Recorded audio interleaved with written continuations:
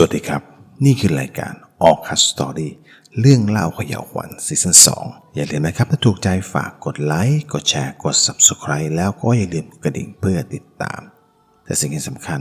โปรดใช้วิจารณญาณในการรับฟังแต่ถ้าใจคุณไม่กล้าพอโปรดอย่ารับฟังคนเดียววันนี้ออคัสสตอรี่ซีซั่น2นะครับขอนำเสนอเป็น EP ที่96แฝดสิ่งที่น่ากลัวที่สุดของคนคนหนึ่งคือการไม่ใช่หลงลืมของใครบางคนแต่ว่าการเป็นคนที่ถูกลืมนั้นมันเจ็บปวดมากกว่าเรื่องนี้นะครับก็เป็นอีกเรื่องราวหนึ่งที่มันซับซ้อนซ่อนเงื่อนจับต้นชนปลายไม่ถูกตั้งแต่ทีแรกที่ผมได้ฟังนะครับเพราะคนที่มาปรึกษาอาจารย์เป็นตำรวจชั้นผู้ใหญ่กันเลยที่ท่านกำลังจะเกษียณในปีนั้นนั่นแหละและก็เป็นผู้ใหญ่ที่น่านับถือซะด้วยไม่เคยมีประวัติดังพอยตลอดอายุการรับราชการแต่ต้องมาอยู่ในเหตุการณ์ที่มันเหลือเชื่อว่าสิ่งที่ท่านได้เห็นมานั้นมันคือความจริงที่ท่านไม่สามารถจะปฏิเสธได้รวมไปถึงลูกน้องคนสนิทเลยที่เป็นผู้ต้องมาไขคดีนี้ด้วยการเชื่อเรื่องไสยเวทนะครับมันไม่ใช่หลักฐานประกอบคดีที่น่าเชื่อถือเลยมันยิ่งทำให้หมดความน่าเชื่อถือเข้าไปอีกมันไม่ได้หมดความน่าเชื่อถืออย่างเดียวนะครับมันหมดทั้งความเคารพและความศรัทธากับตัวท่านเองทำให้ท่านต้องใช้เวลาที่จะคิดอยู่นานพอสมควรกว่าจะหาทางออกในเรื่องนี้หรือว่ามันเป็นเพราะกรรมมันถึงเวลาแล้วที่จะหลุดพ้นกันแน่อันนี้ผมก็ไม่แน่ใจนะแล้วเรื่องมันก็เริ่มต้นที่งานเททองรูปเคารพอะไรสักอย่างหนึ่งนี่แหละผมจำไม่ได้แหละที่มันมีทั้งนายทหารทุกเหล่าทัพเลยนายตำรวจตำแหน่งใหญ่ๆมากันเพียบเลยซึ่งอาจารย์เขาเข้าไปช่วยในงานพิธีกรรมนั้นด้วยนะครับจึงทำให้ได้พบกับลูกพี่ลูกน้องของอาจารย์ที่ไม่ได้เจอกันกว่า10 ปีละผมขอเรียกท่านว่าลุงเพชรนะครับกับลูกน้องคนสนิทเลยก็คือผู้กองยอดแล้วหลังจากที่เสร็จพิธีลุงเพชรก็เชิญอาจารย์ไปกินข้าวที่ร้านอาหารเจ้านี้ดังมากกว่า 30-40 ปีแล้วนายทหารมากินกันเพียบเลยใกล้ๆนั่นแหละครับและนั่นก็เป็นจุดที่ทำให้ผมได้รับรู้เรื่องราวสยองในครั้งนี้โดยที่มันเริ่มต้นจากการเล่าของลุงเพชรคือลุงเพชรไปงานเลี้ยงอำลารุ่นวัยเกษียณอายุราชการและในพื้นที่ของลุงเพชรกับผู้กองยอดนั้นมีสถานบันเทิงรับจัดงานเลี้ยงอยู่เยอะก็เลยมาจัดที่ท้องที่นี้ในวันงานนะครับตอนนั้นมันก็ใกล้จะเที่ยงคืนแล้วแหละลุงเพชรกับผู้กองยอดหิวเพราะว่าเหนื่อยกับการจัดงานเลี้ยงนี้มากๆก็เลยมานั่งกินบะหมี่กันอยู่ริมข้างทางก่อนกลับบ้านพอกินเสร็จปุ๊บมันก็คือเที่ยงคืนกว่าจะตี 1แล้วล่ะลุงเพชรที่บอกเรื่องราวแล้วก็เล่าถึงเวลานั้นมันก็เพราะว่ามันจะมาเกี่ยวกับเรื่องที่เรากำลังจะเล่าเนี่ยในอีก3 วันต่อมาผู้กองยอดก็เอาเรื่องราวเนี่ยเข้ามาปรึกษาแบบถึงขั้นที่ว่าปิดประตูคุยกันแบบส่วนตัวกันเลยซึ่งเรื่องราวมันมีอยู่ว่ามีร้อยเวรคนหนึ่งเข้ามาขอคำปรึกษาผู้กองยอดในเรื่องคดีที่ในกรณีนี้ร้อยเวรไม่สามารถจะจบคดีได้เพราะมันเป็นคดีเมื่อ3 คืนก่อนที่มีหญิงคนหนึ่งเธอบอกว่าเธอชื่ออ่อนอายุ27 ปีเธอมาแจ้งความที่สน.ว่าถูกรถเก๋งกท1234อันนี้สมมุตินะครับเฉี่ยวชนได้รับบาดเจ็บเล็กน้อยที่แขนมีอาการบวมช้ำเลยอย่างเห็นได้ชัดแล้วรถเก๋งที่ก่อเหตุก็หนีไปไม่รับผิดชอบเธอก็เลยไปที่โรงพยาบาลเองและหลังจากนั้นเธอก็มาแจ้งความที่สน.เหตุเกิดที่ซอยใกล้สถานบันเทิงตอนสักประมาณเที่ยงคืนกว่าเกือบจะตี 1แล้วล่ะและหลังจากที่เจ้าพนักงานรับเรื่องแล้ววันรุ่งขึ้นก็ไปตรวจสอบที่กองทะเบียนและก็ได้เก็บข้อมูลทุกอย่างเรียบร้อยร้อยเวรกับผู้กองยอดก็เดินทางไปยังบ้านผู้ต้องหาพบรถยนต์เก๋งเลขทะเบียนดังกล่าวจอดอยู่ในบริเวณบ้านสภาพรถเหมือนกับไม่มีร่องรอยของการเกิดอุบัติเหตุตำรวจก็เลยแสดงตัวจะเชิญไปที่โรงพักพอตำรวจกดกริ่งหน้าบ้านก็มีหญิงวัย50เศษชื่ออ้อยเป็นเจ้าของบ้านแล้วก็เป็นแม่ของผู้ต้องหาให้ข้อมูลกับเจ้าหน้าที่ว่าเธออยู่กับลูกสาว2 คนก็คนที่เป็นผู้ต้องหานั่นแหละและก็บอกถึงสิ่งที่ทำให้ตำรวจทั้งคู่ตะลึงกันไปตามๆกันคือรถเก๋งเลขทะเบียนดังกล่าวที่เห็นนั้นเป็นของสามีเธอที่เสียชีวิตไปกว่า20 ปีแล้วก็เลยโอนมาเป็นมรดกให้แก่ลูกสาวจากสภาพภายนอกถึงแม้ว่าสภาพภายนอกนั้นยังดูดีอยู่แต่ที่จริงแล้วมันไม่ได้วิ่งมาเป็นระยะเวลานานแล้วและที่สำคัญคือรถยนต์คันนี้มันเก่ามากๆเลยสตาร์ทไม่ติดมานานแล้วด้วยและในขณะที่เจ้าหน้าที่ทั้งสองกำลังอธิบายถึงสาเหตุให้คุณแม่อ้อยฟังลูกสาวที่อยู่ในบ้านเห็นตำรวจมากันเยอะแล้วก็ยืนคุยกันอยู่หน้าบ้านนานแล้วล่ะก็เลยเดินออกมาดู อยากรู้ว่าเจ้าพนักงานที่มาเนี่ยมาด้วยเรื่องอะไรร้อยเวรที่รับแจ้งพอเงยหน้าขึ้นไปเห็นลูกสาวของป้าอ้อยที่เดินออกมาจากประตูหน้าบ้านถึงกับช็อกตาค้างไปเลยเพราะว่าหญิงคนนั้นน่ะที่กำลังเดินออกมาทั้งหน้าตารูปร่างส่วนสูง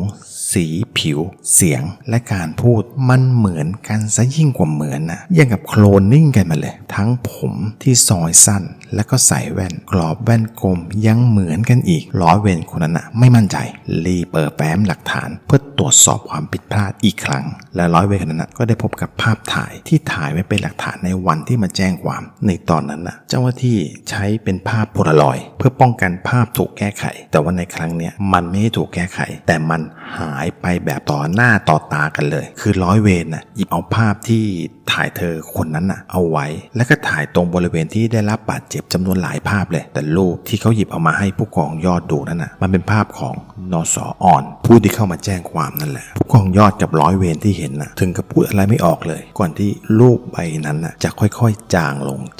และกลายเป็นสีเทาเข้มๆต่อหน้าต่อตาผู้กองยอดกับร้อยเวรที่รับแจ้งความนั้นเลยและก็เป็นไปอย่างเนี้ยทุกภาพจากนั้นหญิงคนที่เดินเข้ามาหาแม่ของเธอแล้วก็พูดว่าเรื่องรถอีกแล้วเหรอคะแล้วเธอก็บอกว่าเธอน่ะชื่ออิงรถคันนี้มันวิ่งไม่ได้เธอพยายามมาขายมันตั้งหลายปีแล้วแต่ก็ไม่มีคนซื้อส่วนตัวเธอก็ขับรถไม่เป็นแล้วเหตุการณ์อย่างเนี้ยมันเกิดขึ้นหลายครั้งแล้วที่ว่าเธอขับรถไปชนคนหรือไปเฉี่ยวคนที่หน้าตาเหมือนกับเธอแต่มันไม่ได้แค่เหมือนแต่ว่ามันแทบจะแบบว่าเป็นคนคนเดียวกันเลยหลังจากที่แม่อ้อยกับน้องอิงกลับจากการให้การที่โรงพักแล้วผู้กองยอดกับร้อยเวรคนที่รับเรื่อง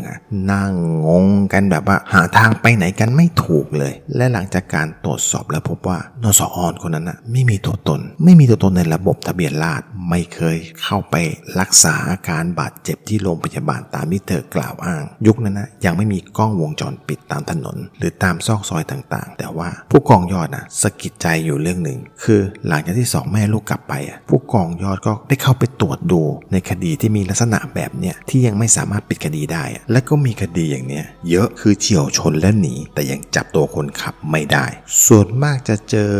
คดีรถโดนขโมยแล้วก็ขับไปเฉี่ยวชนที่ยังตามจับไม่ได้แต่ว่าอ่านไปอ่านมาแล้วมันไปพบว่ามันมีคดีของออนที่เป็นผู้แจ้งความอยู่หลายคดีที่เป็นแบบเดียวกันเลยคือมีคนมาแจ้งความแต่กลับกลายเป็นว่าเจ้าทุกข์หายตัวไปไม่มีตัวตนจนตำรวจไม่สามารถทำอะไรได้เลยอีกหลายคดีแล้วก็หลายท้องที่ด้วยและที่สำคัญคือรูปพรรณสันฐานของผู้ที่เข้ามาแจ้งความนั้นจากในบันทึกแต่บันทึกไว้ว่ารูปร่างหน้าตาเหมือนกับผู้ถูกกล่าวหามากๆแบบชนิดที่ว่าเป็นคนคนเดียวกันเลยแต่ตรวจสอบแล้วไม่พบหญิงคนที่เข้ามาแจ้งความดังกล่าวก็เลยต้องปล่อยคดีเอาไว้อย่างนั้นซึ่งผู้กองยอดกับร้อยเวรที่รับแจ้งก็ไม่รู้ว่าจะทำยังไงเหมือนกันก็ได้นำเรื่องนี้มาปรึกษาผู้บังคับบัญชาก็คือลุงเพชรนั่นแหละพอได้ฟังลุงเพชรก็ถึงกับงงเหมือนกันแล้วก็นั่งนึกขึ้นได้ว่าในคืนวันเกิดเหตุตนกับผู้กองยอดอยู่ในบริเวณเกิดเหตุพอดีคือในช่วงเวลานั้นเขาทั้งสองคน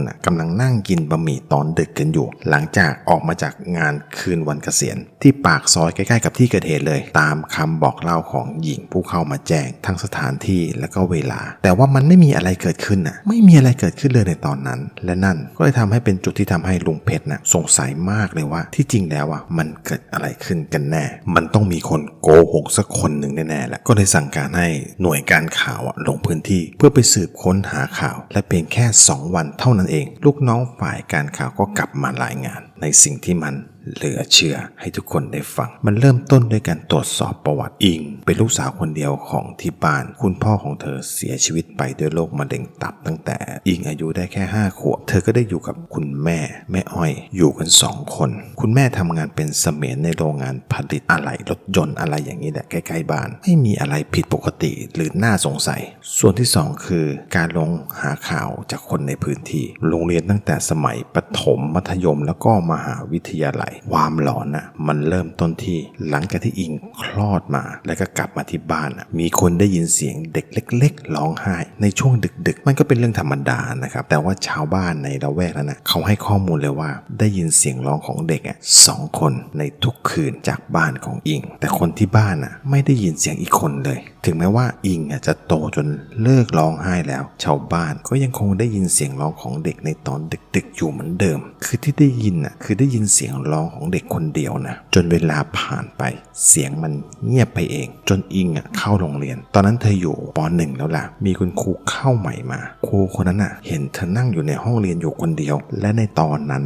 มันก็4 โมงกว่าจะ5 โมงเย็นแล้วคือครูเข้ามาดูในทุกห้องก่อนที่จะปิดโรงเรียนว่างั้นเถอะแล้วครูก็เดินขึ้นไปที่ห้อง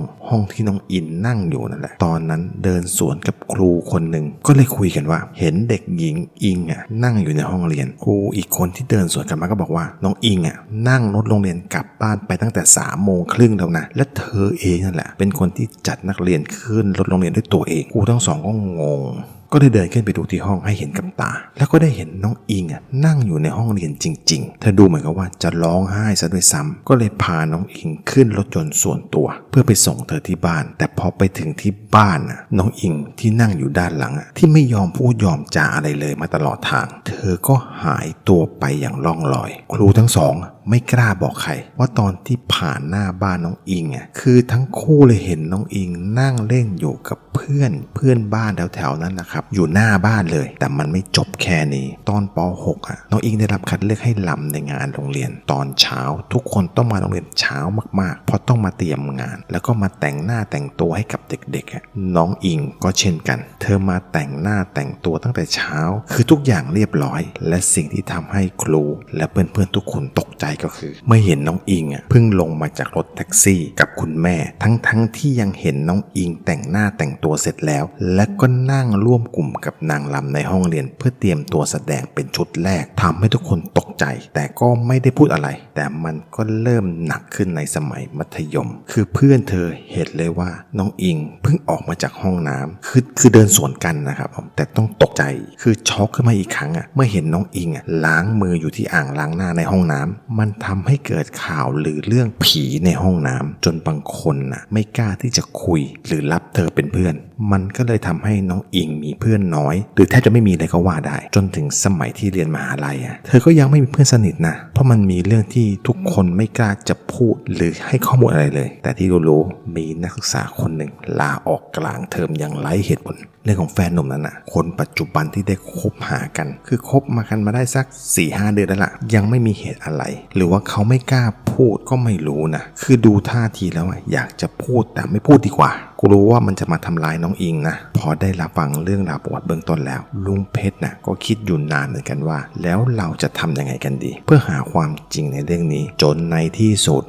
ลุงเพชรกับผู้กองยอดก็เลยเดินทางไปหาแม่อ้อยที่บ้านซึ่งในวันนั้นเป็นวันหยุดคือคิดว่าต้องเจอกับแม่อ้อยแล้วก็น้องอิงแน่ๆพอไปถึงหน้าบ้านลุงเพชรก็เห็นน้องอิงออกมารับที่หน้าประตูแล้วก็พาเข้าไปในบ้านก่อนที่จะเข้าไปเอาน้ำมารับแขกแล้วแม่อ้อยก็ออกมาเห็นลุงเพชรกับผู้กองยอดเข้ามานั่งในห้องรับแขกแล้วก็ทำหน้าแบบงงๆพร้อมกับเรียกน้องอิงให้มาไหว้ลุงเพชรกับผู้กองยอดและแล้วอิงก็เดินลงมาจากข้างบนลุงเพชรบอกว่าหน้าตาท่าทางเหมือนกันมากจริงๆแค่แต่งชุดคนละชุดกันเท่านั้นแหละยอดตำรวจทั้งสองก็เลยคิดในใจกันว่ากูโดนแล้วแน่ๆจากนั้นลุงเพชรก็พูดตรงๆเลยว่าที่มาอยากจะมาสอบถามเรื่องต่างๆของน้องอิงที่เกิดขึ้นว่ามันเกิดขึ้นได้อย่างไรแล้วในที่สุดหลังจากที่แม่อ้อยนั่งนิ่งอยู่ครู่หนึ่งเลยก็เริ่มเล่าเรื่องที่ทำให้ลุงเพชรกับผู้กองยอดถึงกับพูดอะไรไม่ถูกเลยคือมันเริ่มตั้งแต่ตอนที่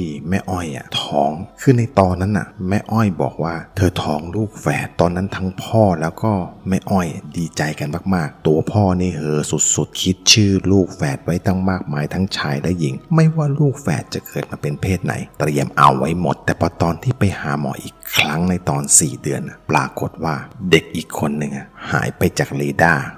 อัลตราซาวด์คือซาวยังไงก็ไม่พบหมอบอกว่าอาจจะเป็นแฝดเทียมที่เกิดจากไข่คนละใบแล้วก็หลุดไปก็อาจจะเป็นไปได้ซึ่งทุกอย่างก็ดูเป็นปกติแม่อ้อยท้องโดยสุขภาพที่แข็งแรงแบบทั้งแม่ทั้งลูกกันเลยจนวันที่คลอดน้องอิงออกมาปรากฏว่าคลอดออกมาเป็นเด็กผู้หญิงที่มีความสมบูรณ์น้ำหนักตามเกณฑ์อวัยวะครบถ้วนแต่สิ่งที่หมอต้องคุยกับพ่อและแม่ก็คือว่าภายในโลกของลูกสาวมีซากทารกของเด็กอีกคนหนึ่งวัย3 เดือนที่หยุดการเจริญเติบโต และก็เสียชีวิตอยู่ในโลกนั้นด้วยหมอก็เลยสอบถามทั้งพ่อและแม่ว่าจะเอาไปทำบุญตามศาสนาไหมหรือว่าจะให้โรงพยาบาลกำจัดซากพ่อก็บอกกับหมอว่าจะเอาซากนั้นไปจัดการเองทางโรงพยาบาลก็เลยจัดการอบฆ่าเชื้อแล้วก็ซีนสูญญากาศเพื่อให้พ่อกับแม่เอาไปทำบุญตามศาสนาจนวันที่แม่อ้อยออกจากโรงพยาบาลคือพ่อของน้องอิงเขาเป็นคนเดินเรื่องทุกอย่าง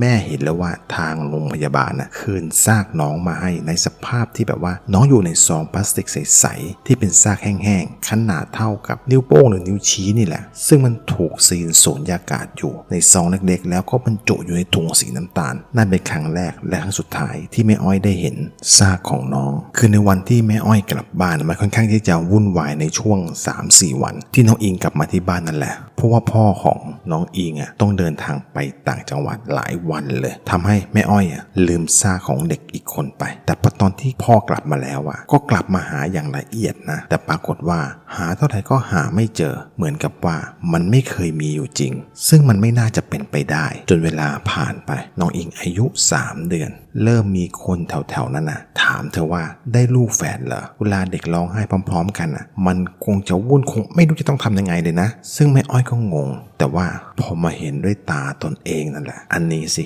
ช็อกไปเลยคือวันนั้นแม่ต้องพาพ่อของน้องอิงไปโรงพยาบาลก็เลยให้น้องสาวของแม่อ้อยมาช่วยดูหลานตอนกลางวันตอนที่แม่อ้อยกลับมานั่นน้องสาวก็มาเล่าให้เธอฟังว่าตอนที่น้องอิงหลับไปแล้วเธอก็เลยพูดง่ายๆคือหนีลงมานั่งพักด้านล่างบ้างปล่อยให้น้องอิงหลับเงียบๆในห้องพอลงมาได้สักพักแล้วน้องสาวแม่อ้อยก็ได้ยินเสียงน้องอิงร้องก็เลยคิดว่าน้องอิงคงตื่นมากินนมตามภาษาเด็กๆก็เลยเดินขึ้นมาข้างบนแล้วก็เข้าไปในห้องพอเปิดประตูเข้าไปน้องสาวแม่อ้อยถึงกับพังงะเลยเมื่อเห็นเลยว่ามีเด็กอีกคนคือสภาพเป็นเด็กวัยเดียวกับน้องอิงเลยสีผิวมันเป็นสี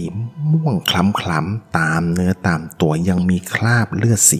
ดำๆคล้ำๆติดอยู่ตามตัวพอสมควรที่เห็นเป็นเพศหญิงเด็กคนนั้นไม่ได้ใส่เสื้อผ้า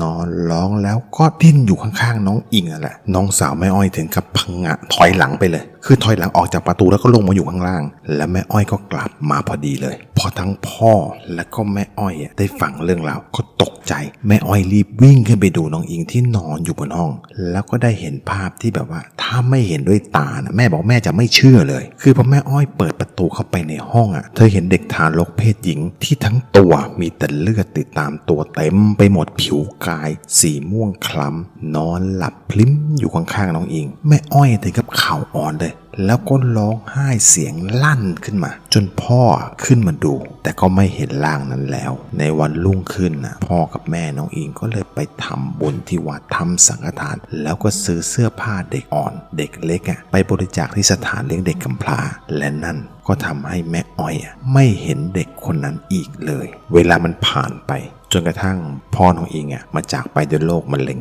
แม่ก็ยังไม่เคยเห็นเด็กทารกเพศหญิงคนนั้นอีกเลยอยู่เหมือนกันแต่ก็ยังมีเรื่องราวมาเข้าหูแม่ตลอดเวลานะว่ามีคนเห็นน้องอิงตามที่ต่างๆทั้งที่น้องอิงอยู่ข้างๆแม่ตลอดเวลาจนมาถึงเรื่องสำคัญที่ลุงเพชรถามจี้ตรงๆเลยว่าตอนที่เรียนอยู่มหาลัยมันเกิดอะไรขึ้นและในเรื่องนี้อิงเธอขอเป็นคนเล่าเองคือมันเริ่มมาจากตอนที่เธอเข้าไปเรียนปี 1ในมหาวิทยาลัยรัฐบาลแห่งหนึ่งตอนนั้นเธอไปงานรับน้องใหม่ที่ทำให้อิงได้รู้จักกับรุ่นพี่คนหนึ่งพวกที่ชอบล่าแต้มรุ่นน้องหลังจากงานนั้นผ่านไปรุ่นพี่คนนี้ก็ยังมาตามจีบเธอแบบแทบทุกวันคือผมเข้าใจนะว่าเด็กที่โดดเดี่ยวไม่มีเพื่อนไม่มีใครกล้าเข้ามาหามันก็ได้ทำให้น้องอิงใจอ่อนเพราะว่าวันนั้นเขาขอพาเธอไปกินข้าวพอไปถึงที่ร้านเธอก็เห็นเลยว่ามีรุ่นพี่อีกคนหนึ่งพารุ่นน้องมากินข้าวด้วยกันที่ผับแห่งหนึ่งใกล้ๆมหาลัยนั่นแหละหลังจากที่กินข้าวกันเสร็จน้องอิงเธอบอกว่าเธอรู้สึกเลยว่าเธอมึนๆหัวทั้งที่เธอไม่ได้กินเหล้าและเธอก็กินเหล้าไม่เป็นด้วยนะแล้วภาพมันก็ตัดไปเรื่องราวที่จะเล่าเนี่ยเป็นเรื่องที่หญิงอีกคนที่เป็นจะว่าเป็นเพื่อนได้ไหมมันก็ไม่ได้นะเพราะว่าเธอเพิ่งเข้าไปเรียนปี 1เหมือนกันแต่ว่าเป็นคนที่เธอพบที่ร้านอาหารนั่นแหละเล่าให้ฟัง และรุ่นน้องคนนั้นก็เล่าว่ารุ่นพี่ที่เธอไปด้วยนะเป็นคนวางยาเธอพอน้องอิงเริ่มมึนๆหัวก็จะพยายามลุกขึ้นแล้วเธอก็หมดสติไปแล้วรุ่นพี่คนนั้นก็เลยทำตามแผนที่ได้เตรียมเอาไว้คือบอกกับทุกคนว่าจะพาเธอไปส่งบ้านแล้วก็ค่อยๆประคองร่างของน้องอิงที่ไม่ได้สติออกไปจากร้านแล้วเหตุมันก็เริ่มขึ้นที่ตรงนั้นตอนที่พี่เขาค่อยๆประคองร่างของเธอไปพอถึงหน้าร้านที่หน้าร้านมันเป็นริมถนนเป็นฟุตบาทคืออยู่ๆน้องอิงก็ได้สติแล้วก็จิกหัวรุ่นพี่คนนั้นหงายหลังก่อนที่จะผลักไปข้างหน้ารุ่นพี่คนนั้นถึงกับเซไปข้างหน้าเลยในวินาทีนั้นมันเป็นจังหวะที่รถแท็กซี่คันหนึ่งวิ่งมาอย่างเร็วก็เลยชนรุ่นพี่คนนั้นเข้าเต็มแรงแต่เขาไม่ตายแค่บาดเจ็บสาหัสเท่านั้นส่วนน้องอิงเธอกลับมานอนฟุบอยู่ที่โต๊ะตั้งแต่เมื่อไหร่ก็ไม่มีใครรู้เพราะคนมัวแต่จะไปมุงดูคนถูกรถชนและก็เหมือนกับว่าเธอแทบจะไม่ได้ขยับตัวไปไหนเลยพอหลังจากนั้นน้องอิงก็มาฟื้นที่โรงพยาบาลเพราะว่าพนักงานในร้านเห็นเธอหลับแบบไร้สติก็เลยเรียกรถพยาบาลพาน้องอิงมาส่งที่โรงพยาบาลสรุปว่ารุ่นพี่คนนั้นที่วางยาเธอขาหักทั้งสองข้างเลยกระดูกซี่โครงล้าวมันล้าวไป3 ซี่พักรักษาตัวอยู่3 เดือนกว่าพอออกจากโรงพยาบาลเขาก็มาลาออกไปอย่างเงียบๆโดยที่รุ่นพี่คนนั้นไม่ได้พูดอะไรเกี่ยวกับเหตุการณ์ที่เกิดขึ้นในวันนั้นเลยยกเว้นแต่เพื่อนสี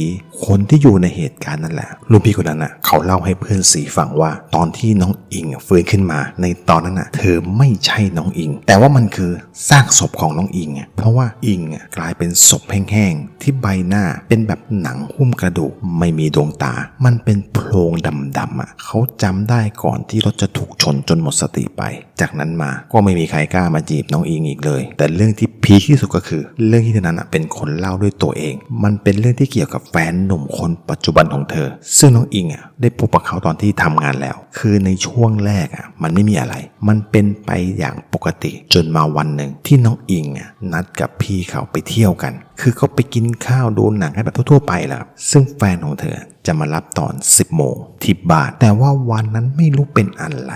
น้องอิงเธอหลับอย่างไม่รู้สึกตัวเลยว่ามันเลยเวลามาแล้วคือเธอตื่นขึ้นมามัน 11 โมงกว่าแล้วเธอก็เลยโทรหาแฟนของเธอแต่ปรากฏว่าไม่สามารถติดต่อแฟนของเธอได้และในวันนั้นเขาก็มาหาเธอคือกลับมาในตอนค่ำแล้วซึ่งมันก็ประมาณสัก 2 ทุ่มแล้วล่ะมันเป็นเวลาปกติที่เคยไปออกเดทหรือว่าไปเที่ยวกันที่แฟนเขาจะมาส่งเวลานั้นนั่นแหละแต่ว่าตอนที่แฟนหนุ่มของเธอเห็นหน้าเธอตอนที่เขากำลังจะเข้าไปในบ้านคือตอนนั้นเป็นตอนที่น้องอิงเดินออกไปเปิดประตูแฟนเธอเห็นหน้าน้องอิงถึงกับหน้าซีดมือสั่นแล้วก็หันกลับไปมองที่รถอยู่เป็นระยะจากนั้นก็รีบพรวดเข้าไปในบ้านขอไปนั่งพักก่อนแป๊บหนึ่งได้ไหมแต่ว่าหน้าตาท่าทางมันไม่ดีขึ้นเลยแล้วอยู่ๆเขาก็ได้พูดความจริงกับน้องอิงว่าเมื่อเช้าเขาก็มารับน้องอิงตามปกตินั่นแหละคือเขาเห็นน้องอิงออกจากบ้านมายืนอยู่ที่หน้าประตูแล้วก็ขึ้นรถตามปกติเหมือนอย่างเคยและในวันนั้นเขาก็อยู่กับน้องอิงทั้งวันคือทั้งไปเดินเล่นที่ห้างกินข้าวดูหนังมันเป็นอย่างปกติเหมือนเคยที่เคยทำมามันไม่มีอะไรแปลกหรือว่าแตกต่างหรือเห็นว่าน้องอิงที่เขาอยู่ด้วยนั้นมันมีอาการแปลกไปแม้แต่นิดเดียวและน้องอิงก็ถามแฟนเขาว่าแล้วมารู้ตอนไหนว่าไม่ใช่อิงก็ตอนที่กลับมาเนี่ยนั่นแหละพอจอดรถที่หน้าบ้านแล้วก็เห็นน้องอิงเดินออกมาจากบ้านเพื่อมาเปิดประตูนั่นแหละอยู่ๆคนที่นั่งข้างๆก็ค่อยๆหายตัวไปต่อหน้าต่อตาเขาเลยน้องอิงก็เลยถามว่าสรุปว่าเธอคนนั้นเป็นใครแฟนเธอก็บอกว่าไม่รู้แต่ว่ารูปร่างหน้าตานั้นเหมือนกับน้องอิงอย่างกับแกะทั้งเสียงพูดกิริยาท่าทางมันเหมือนกันมากแบบว่าเป็นคนเดียวกันได้เลยตอนแรกน้องอิงก็ยังไม่ได้ปักใจเชื่อแต่ว่าดูจากการเล่าแล้วก็ท่าทางของแฟนเธอนั้นมันมีอาการของการโกหกมันมีแต่ความหวาดกลัวจากนั้นเธอก็เล่าเรื่องที่ว่าเธอโดนตั้งข้อหาขับรถไปเฉี่ยวชนคนที่หน้าตาเหมือนเธออีกหลายครั้งมันสร้างความวุ่นวายให้กับเธอและก็แม่เธอจนไม่รู้จะทำยังไงดีจนลุงเพชรกับผู้กองยอดมาพบกับอาจารย์เนี่ยแหละก็เลยได้มีโอกาสขอคำปรึกษาว่าเหตุการณ์นี้มันเป็นไปได้ยังไงมันเป็นความจริงม ากน้อยแค่ไหนโดยที่อาจารย์ตั้งใจฟังเรื่องราวที่เล่ามาเป็นอย่างมากด้วยการซดน้ำต้มแซ่บหม้อไฟที่ในหม้อมันมีเนื้อตุ๋นเป็นก้อนเนื้อน่องลายเป็นก้อนเอ็นแก้วเป็นก้อนๆแล้วเนื้อทั้ง3ชนิดมันก็นุ่มแบบละลายในปากรสชาติเผ็ดเปรี้ยวลงตัวที่มาพร้อมกับปลากระพงทอดน้ำปลาตัวใหญ่มากๆเท่าที่ดูด้วยสายตานะมันน่าจะมาสัก2 โลขึ้นแน่ๆเลยเสิร์ฟพร้อมกับน้ำจิ้ม2 แบบคือน้ำยำสูตรดั้งเดิมของร้านเป็นแบบน้ำยำมะม่วงกับน้ำจิ้มซีฟู้ดที่อร่อยรสชาติจัดจ้านในแบบที่ผมไม่เคยกินแบบนี้มาก่อนเลยตามด้วยยำผักบุ้งกรอบที่น้ำราดแยกมาเป็นแบบยำมะม่วงมีทั้งหมูสับกุ้งแห้งตัวโตๆหอมแดงซอยเป็นแว่นๆรสชาติมาครบเปรี้ยวหวานเค็มนิดหน่อยอร่อยมันกลมกล่อมแล้วก็ลงตัวตั้งใจฟังมากๆจนข้าวจะหมดโถอยู่แล้วส่วนผมมากินไปได้ 2-3 คำเองเพราะว่ามัวแต่ตั้งใจฟังเรื่องราวที่ทั้ง2 ท่านช่วยกันเล่าพอทั้ง2 ท่านเล่าจบอาจารย์ก็บอกผมว่ามันต้องมีอะไรที่บ้านนั้นแน่ๆถ้าจะให้ช่วยนะต้องพาอาจารย์ไปที่บ้านหลังนั้นและอาจารย์ก็บอกว่าเคสเนี่ยต้องรีบทำโดยด่วนเลยนะลุงเพชรก็เลยบอกให้ผู้กองยอดเป็นคนจัดการในเรื่องการติดต่อนัดวันให้แล้วก็มีข้อแม้บางอย่างทิ้งท้ายไว้ว่าสั่งกับข้าวชุดนี้อีกชุดหนึ่งนะจะเอาไปให้แม่กินจะได้เป็นตัวอย่างทำให้อาจารย์กินอีกอันนี้เขาบอกเลยว่าผมสุดจะเครียดกับอาจารย์เหมือนกันในเรื่องนี้นะพอวันรุ่งขึ้นผู้กองยอดก็โทรหาอาจารย์แล้วก็บอกว่านัดได้แล้วนะวันนี้ช่วงบ่ายแม่อ้อยสะดวกมาได้เลยแต่อาจารย์ก็บอกว่าขอเป็นช่วง3 ทุ่มได้ไหมซึ่งท่านั้นก็ไม่ขัดนะแล้วก็เลยเดินทางไปที่บ้านแม่อ้อยที่อยู่กันพร้อมหน้าพร้อมตาเพื่อต้อนรับคืออยู่กันทั้งแม่อ้อยน้องอิงแล้วก็แฟนของเธอฝั่งเราก็มากันครบเลยทีเดียวลุงเพชรผู้กองยอดกับตำรวจติดตามอีกผมว่าน่าจะเป็นทั้งกองร้อยนะเพียบเลยที่มากันแบบเงียบๆนะครับและอาจารย์กับผมในก้าวแรกที่ผมก้าวเข้าไปคือก้าวพ้นประตูเข้าไปในบ้านหลังนั้นนะผมรู้สึกเลยว่าบ้านหลังนั้นนะมันมีอะไรบางอย่างมันรู้สึกเย็นวูบขึ้นมาแล้วมันก็มีกลิ่นมันเป็นกลิ่นควันธูปผสมกับกลิ่นเน่าของซากศพอ่อนๆที่มันมาพร้อมกับลมมันเป็นกลิ่นที่แบบว่ามันลอยเข้ามาตามลมจนผมตกเข้าสู่ภวังค์การเห็นภาพไปแวบหนึ่งซึ่งภาพนั้นมันเป็นภาพของร่างหญิงคนหนึ่งที่อยู่ในสภาพ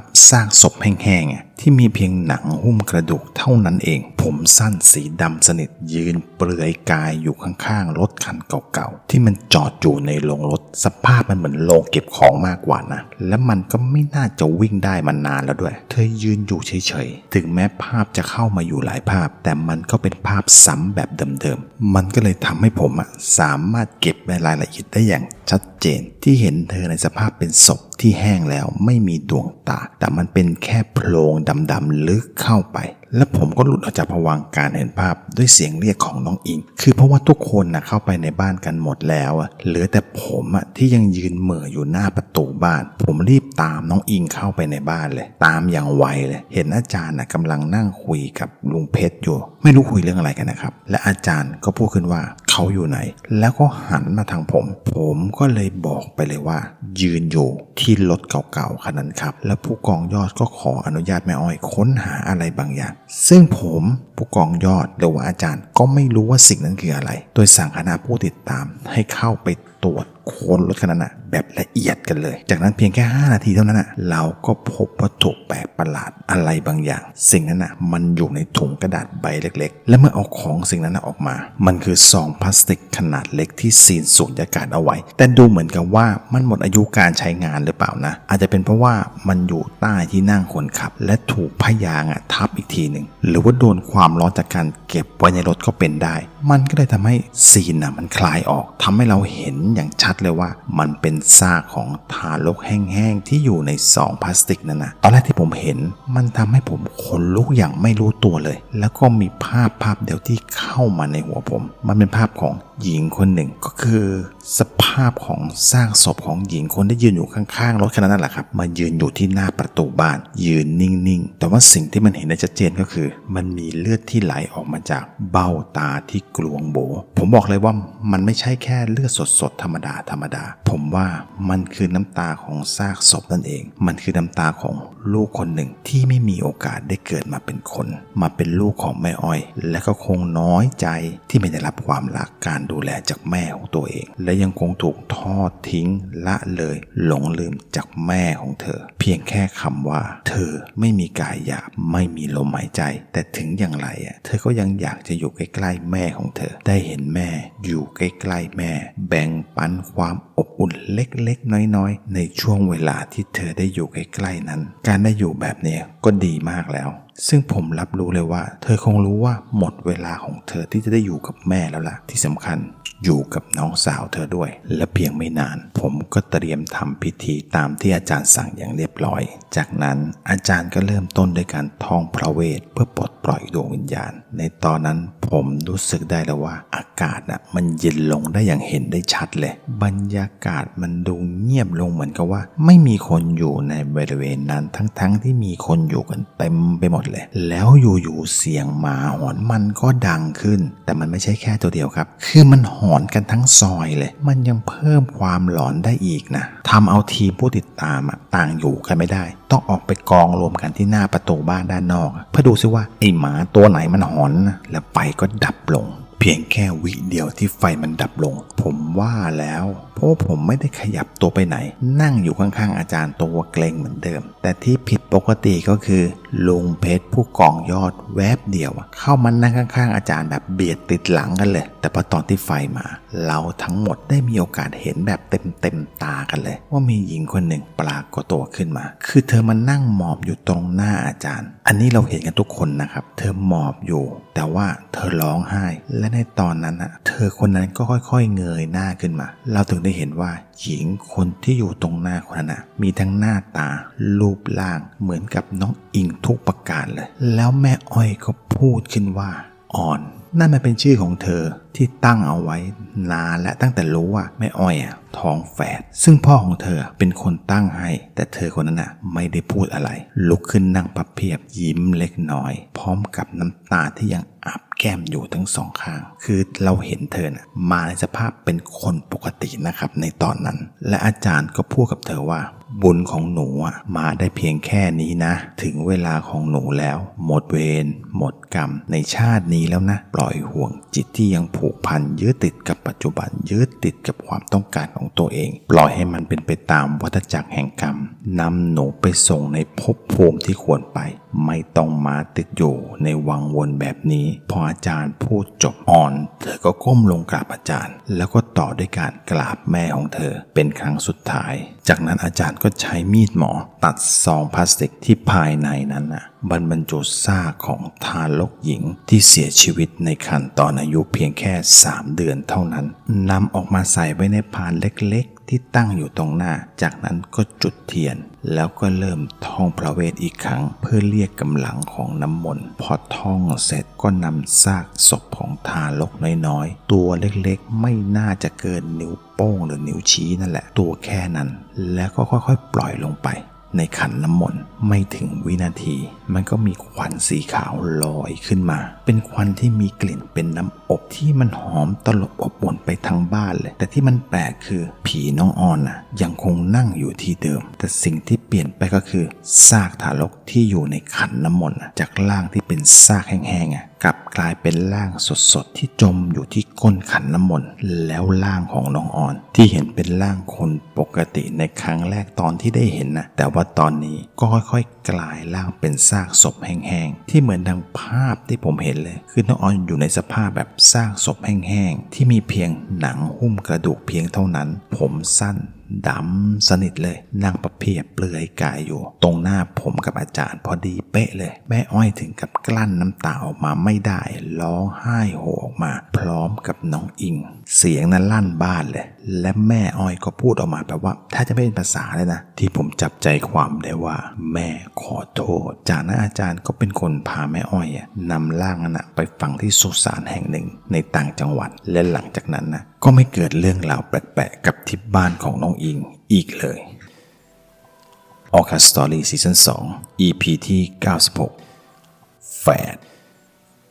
เรื่องนี้ทิ้งข้อสงสัยให้ผมเรื่องหนึ่งนะว่าเขาทำซากศพทารกตกไว้ในรถได้ยังไงคือแม่อ้อยมาบอกในตอนหลังว่าพ่อของน้องอิงเป็นคนเก็บของอาจจะทำซองตกไว้ในรถแล้วพ่อของน้องอิงคือเขาเป็นเซลล์ขายรองเท้านักเรียนต้องขนของแบบตัวอย่างคือรองเท้านักเรียนนั่นแหละเอาไว้เต็มรถอยู่ตลอดเวลาทำให้ซากของทารกนั้นมันหลุดเข้าไปใต้ที่นั่งก็ได้และผมก็ถามอาจารย์เขาว่าเหตุการณ์แบบเนี้ยมันเกิดขึ้นจากอะไรจากกรรมหรือว่าวิทยาศาสตร์และอาจารย์ก็บอกให้ผมเข้าใจว่ามันก็ทั้งสองอย่างนั่นแหละการได้ลูกแฝดมันก็ยากอยู่แล้วการเสียลูกไปคนหนึ่งแล้วรอดโอกาสมันก็น้อยมากๆส่วนกรรมนั้นก็เป็นอีกส่วนหนึ่งเพราะคนที่มีดวงเกิดมาเป็นแฝดเด็กฝาแฝดส่วนมากเขาจะอธิษฐานร่วมกันมาเช่นสาบานเป็นพี่น้องเป็นคนรักอาจจะเป็นการได้ทำบุญร่วมกันแล้วเขาก็อธิษฐานผูกพันกันไว้เช่นเราสองคนถ้าเกิดพบชาติหน้าขอให้เกิดเป็นคู่กันเป็นพี่น้องกันตลอดไปนะใจของเขาตั้งอยู่อย่างนั้นพอถึงเวลามาเกิดเขาก็จะมาเกิดเป็นลูกแฝดบางพวกมาด้วยแรงกรรมบาปก็มีนะคงเป็นบาปกรรมที่ทำคู่กับอีกคนในชาติที่แล้วก็เลยต้องมาเกิดพร้อมกันชดใช้ในชาตินี้แต่ลายเนี่ยต้องมีคนทำบาปอย่างอื่นที่อีกคนหนึ่งไม่ได้ทำร่วมกันแน่ๆและยังคงเป็นกรรมหนักจนไม่สามารถมาเกิดร่วมกันได้ออคัสสตอรี่สำหรับวันนี้สวัสดีครับ